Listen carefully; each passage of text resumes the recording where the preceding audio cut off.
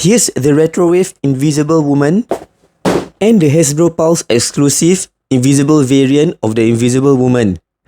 So much on wanting to reduce the environmental impact by not having the plastic window on the new figures, but using up more cardboard for this sort of exclusives. First, let's take this out from the box. The box is simply just plain at the back. I'm not really a fan of Fantastic Four, but this packaging is really quite awesome. Really vibrant, just like the Spider-Man Retro Series packaging. The picture at the front of the packaging follows the figure. This is the normal variant, an invisible picture for the invisible variant. They shouldn't have printed anything here because she's invisible, you know. And here's the back of the packaging with the rest of the figures in the wave. And the same bio for both of the packaging. Here are the two figures in their clamshells. This front part over here is a separate piece of cardboard. Let's get the figure out. Here are the figures out of the packaging. The figure comes with a pair of open-fingered hands, a pair of fists, and invisible shield. For the invisible variant, my figure came with two left fists. Really unfortunate, this is the first time it happened to me. So if there's anyone with two right fists, do reach out to me.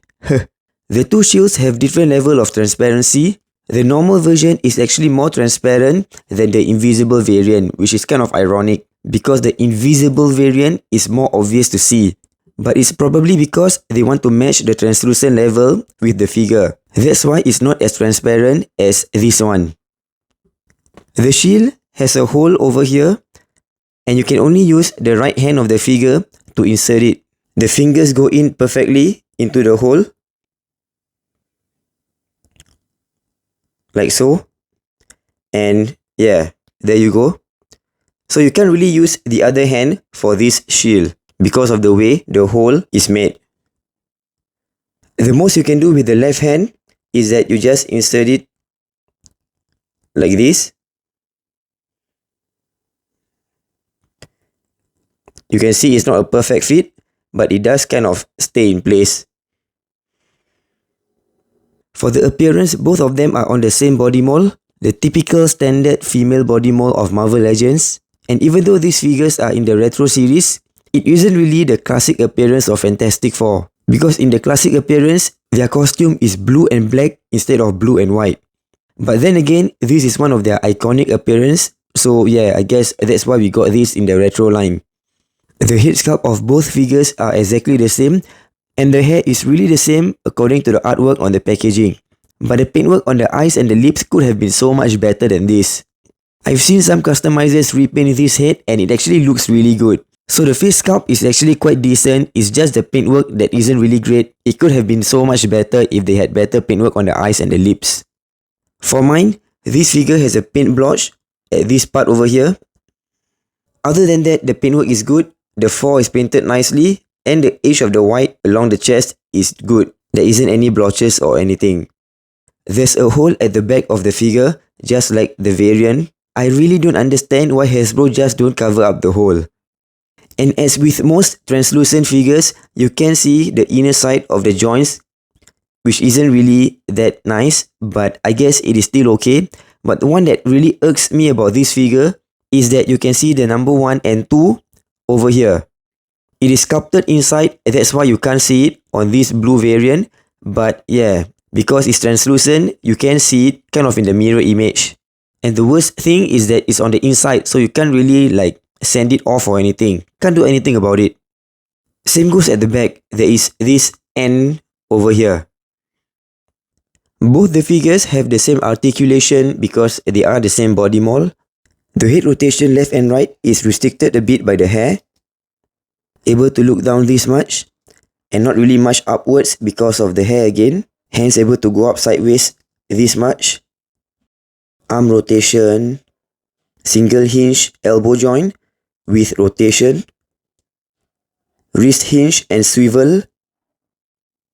For the mid-torso joint, it allows rotation left and right. Not much of forward, more of backwards. Only this much split, this much to the front, thigh swivel, double hinge knee joint, and ankle hinge and pivot. They really should improve this female body mold's articulation. Here's the earlier Invisible Woman that we got, and here's the one from the Skrull BAF wave. All of them are on the same body mold. These two older ones have the same head sculpt but have different hair sculpt, and this one has a different feet compared to the others. All of them have the hole at the back of the body. The Skrull BAF Wave Invisible Woman has the same invisible shield as the one that comes with this new one. Here is Fanwood Silk and Mystique, which are on the same body mold. And here's Spider Woman, which is on the earlier body mold with the bicep swivel, and the recent Shriek figure, which has the bicep swivel and also the double hinge elbow joints. This overly used body mold really looks kind of skinny compared to these other two. They really should stick to using this newer body mold with the better articulation on the arms.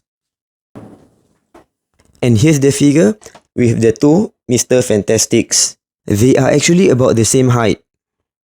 Overall, both are decent figures. The paintwork on the face of the normal version could have been better, and for the invisible variant, the numbers on the lower torso is really a turn off. I do like this iconic appearance of the Fantastic Four, and I still have not gotten the Thing and Human Torch, so I'm definitely gonna look out for those so that I'll have the 3 different appearances of Fantastic Four done by Hasbro. Thanks for watching. Do check out my other reviews and comparisons at my channel.